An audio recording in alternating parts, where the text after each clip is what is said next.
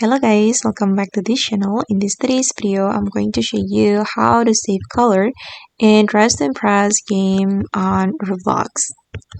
Okay, let's get into it guys. Usually you will get a mission or quest to save colors to your palette. For example, this one, save 3 colors to your palette. And if you want to do that, you just need to equip something. It can be anything that you can change the color.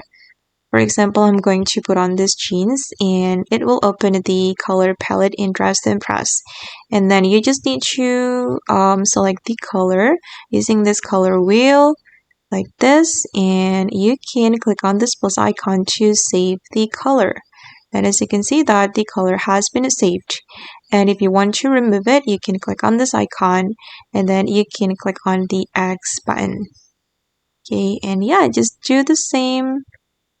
Click on this plus icon to save the color like this.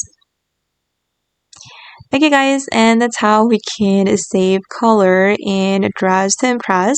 I hope this video will be useful for you. Thank you so much for watching and bye!